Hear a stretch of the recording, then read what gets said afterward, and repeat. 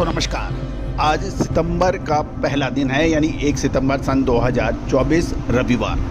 आज के एपिसोड में हम सोयाबीन की साप्ताहिक समीक्षा करेंगे।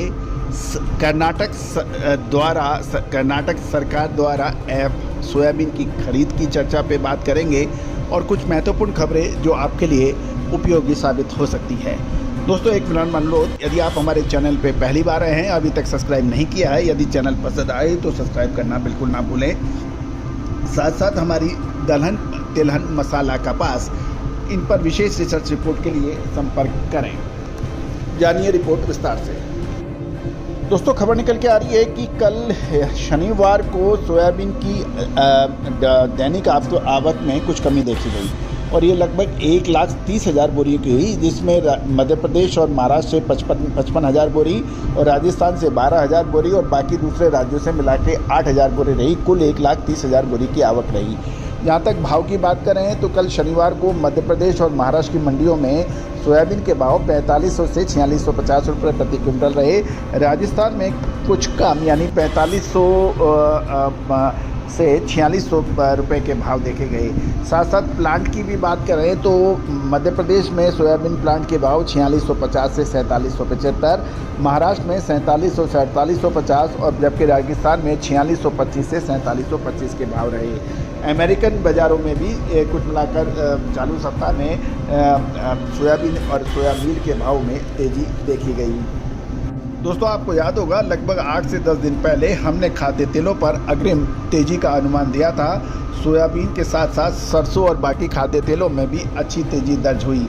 उम्मीद है कि आपने भरपूर लाभ उठाया होगा। दोस्तों तेज़ी आने से पहले तेज़ी और मंदी आने से पहले मंदी के संकेत हम आपको अक्सर हमारे चैनल पर मिलेंगे। गौरतलब है कि त्योहारी डिमांड के कारण सरकारी खरीद को देख के क्या सोयाबीन क्या रुख ले सकता है, ये एक महत्वपूर्ण चर्चा रहेगी।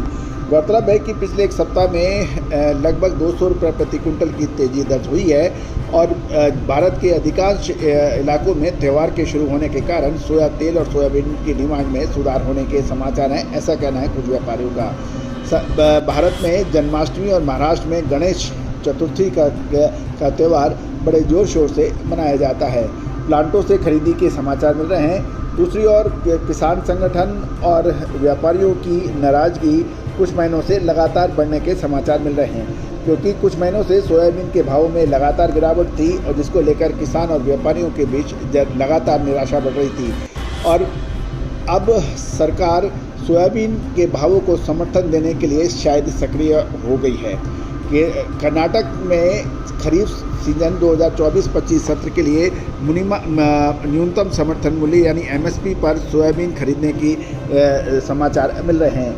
कुल मिलाकर ये संभावना है कि सोयाबीन के भावों और किसानों को समर्थन देने के उद्देश्य से कर्नाटक में MSP पर कुल 1.03 यानी 1.03 लाख टन सोयाबीन की खरीदारी हो सकती है। मध्य प्रदेश और महाराष्ट्र में भी भारी मात्रा में किसान MSP की खरीदारी की मांग कर रहे हैं, जिससे सरकार पर दबाव बन रहा है। आने वाले दिनों में मध्य प्रदेश सरकार भी सरकारी खरीद शुरू कर सकती है, ऐसा कुछ अनुमान है, क्योंकि महाराष्ट्र के लिए ज़्यादा हम लोग नज़र रख सकते हैं, क्योंकि महाराष्ट्र में आगामी महीनों में विधानसभा के चुनाव आने वाले हैं और प्याज और सोयाबीन में महाराष्ट्र एक अग्रणी उत्पादक राज्य माना जाता है और इसमें किसानों की बड़ी महत्वपूर्ण रोल अदा होती है। तो किसानों को खुश करने के लिए संभवतः सरकार ये कदम उठाए, ऐसा ये बाज़ार में मान्यता बन रही है। दूसरी ओर बीच में ये खबर भी आई थी कि मध्य प्रदेश में तेज़ बरसात हो रही है, उससे सोयाबीन को कुछ नुकसान हो सकता है, लेकिन मौजूदा रिपोर्टिंग के मुताबिक समय पे बुआई और अच्छी बरसात से सोयाबीन की फसलों के विकास अच्छा हुआ है और अभी कोई बड़ा नुकसान होने के समाचार नहीं है और मध्य प्रदेश से सोयाबीन का अच्छा उत्पादन आने की उम्मीद लगाई जा रही है। दूसरी ओर सोयाबीन के और यानी खाद्य तेलों पर आयात शुल्क यानी इंपोर्ट ड्यूटी बढ़ने की भी बाज़ारों में चर्चा चल रही है।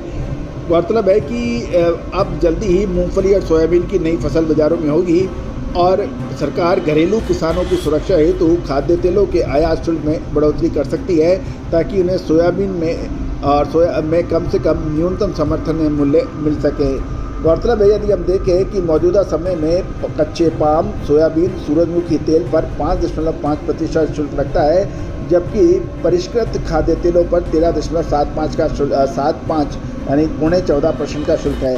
गौरतलब है कि साल 2021-22 में सोयाबीन और सरसों के दाम 8 से 9 हज़ार के आसपास पहुंचे थे और खाद्य तेलों में ज़बरदस्त तेज़ी थी। उसके बाद आने वाले टाइम के अंदर सरकार ने इंपोर्ट ड्यूटी हटाई थी ताकि उपभोक्ताओं को सही दामों पर खाद्य तेल मिल पाए।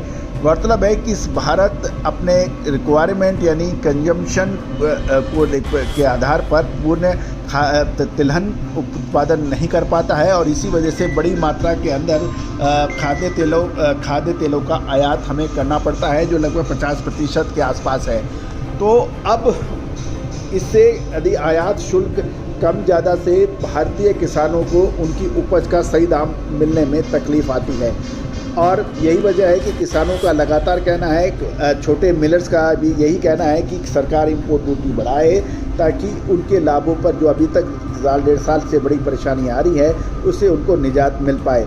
देखना तो ये है कि अब आगे क्या होगा, क्योंकि यदि खाद्य तेलों पर इंपोर्ट ड्यूटी लगती है तो खाद्य तेल महंगे हो सकते हैं, मुद्रास्फीति बढ़ सकती है। ऐसे में सरकार को निर्णय लेना एक मुश्किल का काम है, लेकिन देखना ही है आगे अब क्या होता है। कुल मिलाकर जो भी होगा वो भारत के हित में होगा, हमारा ऐसा मानना है। दोस्तों, किसान और छोटे व्यापारियों का हित हमेशा से ही एक महत्वपूर्ण रोल अदा करता है। गौरतलब है कि किसान भी इस भारत की जनसंख्या के हिस्से हैं। छोटे और मझोले व्यापारी और मिलर्स भी इस जनसंख्या के हिस्से हैं, उनका भी हित ध्यान रखना उचित रहेगा।